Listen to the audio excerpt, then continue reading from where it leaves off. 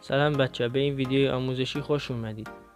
توی این ویدیو میخوام بهتون ریپلی مود گرفتن توی ماینکرافت بدراک رو آموزش بدم. پس تا آخر این ویدیو همراه من باشید. ویدیو رو لایک کنید، کانال رو سابسکرایب کنید و کامنت بذارید.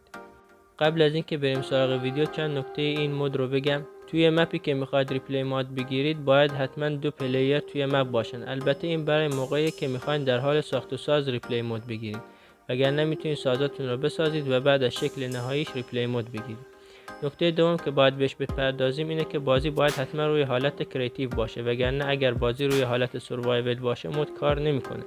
این مود 2 تا فایل داره، یه فایل بیهیویر پک و یه ریسورس پک، که فایل بیهیویر پک باید توی پوشه بیهیویر پک و ریسورس پک توی ریسورس پک باشه. بعد از اینکه این کارا رو کردید میتونید وارد ماینکرافت بشید و مود رو روی مپ قرار بدید، که با قرار دادن ریسورس پک خود به خود بیهیویر پک هم روی مپ قرار میگیره.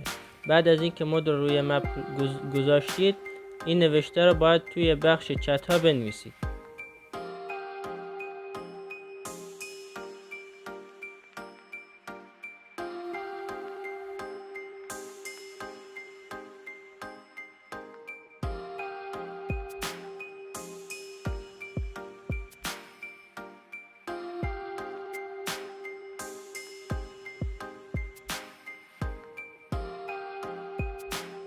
نوشته رو که زدید چین آیتم های رو بهتون میده.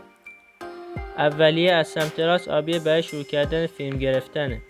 یعنی بعد از اینکه همه کارا رو کردید و دیگه آماده ریپلی مود گرفتن هستید این رو میزنید. این به علاوه سبز اولی که علامت بنفش داره برای تعیین جهت فیلم گرفتنه. به طور مثال میخوام از این زاویه فیلم بگیرم. با فشار دادن صفحه میتونید هر جایی که دلتون خواست این مربع رو بذارید. این مربع ها رو هر جا بذارید از اون زاویه فیلم میگیره. این مربع ها رو اگر دور تا دور بذارید دور تا دور میگیره.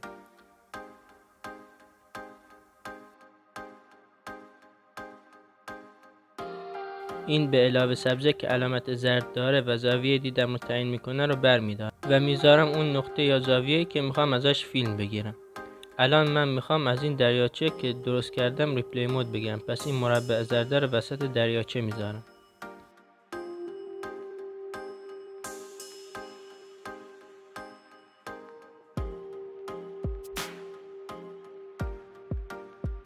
حالا اگر بخش اول فیلم گرفتنتون تموم شد و میخواهید برید از یه جای دیگه ریپلی بگیرید، این علامت منهای رو برمیدارید و صفحه رو فشار میدید. با این کار هرچی مربع بنفش و زرد دارید از بین میره و پاک میشه. حالا میرسیم به این علامت رعد و برق‌ها که علامت مثبت منفی داره. رعد و برق مثبت برای بیشتر کردن سرعت فیلم گرفتنه. با فشار دادنش از 1 تا 4 میتونید سرعتش رو زیاد کنید.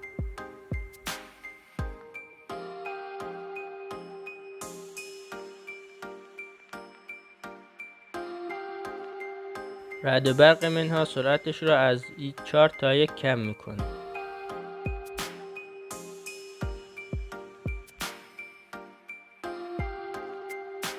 این ضرب دره هم کلان خارج میشه از مود.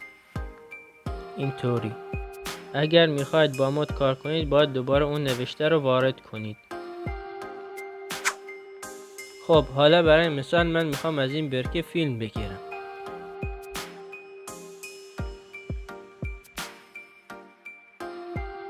اول از همه زاویه دیدم رو تعیین میکنم. من وسط برکه رو زاویه دیدم قرار میدم.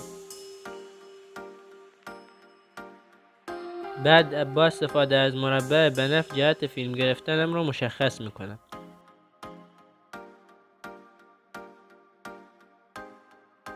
بعد از این جهت این جهتی و همینطور دور تا دور برکه میچرخه.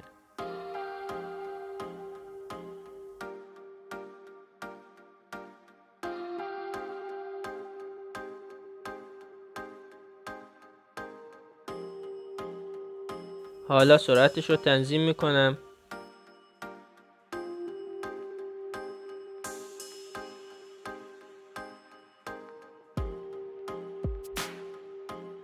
و حالا شروع میکنم.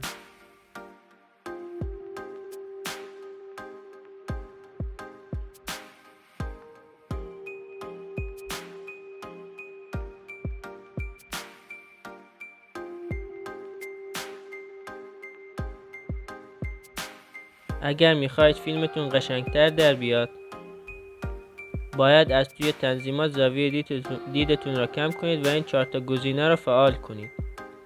این 4 تا.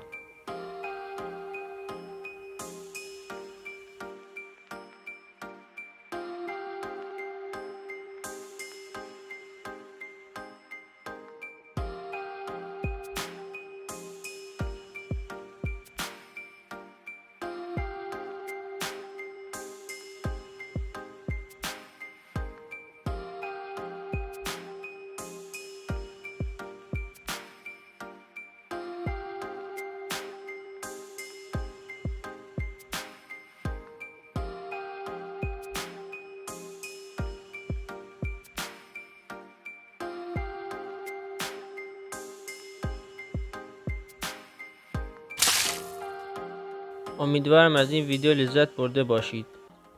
اگر سوالی، نظر یا پیشنهادی دارید حتما توی کامنت ها بنویسید. ویدیو رو لایک کنید و کانال رو سابسکرایب کنید. فایل ریپلی مود رو هم توی کانال تلگرام و روبیکا قرار میدم. تا ویدیو بعدی، خدا نگهدار.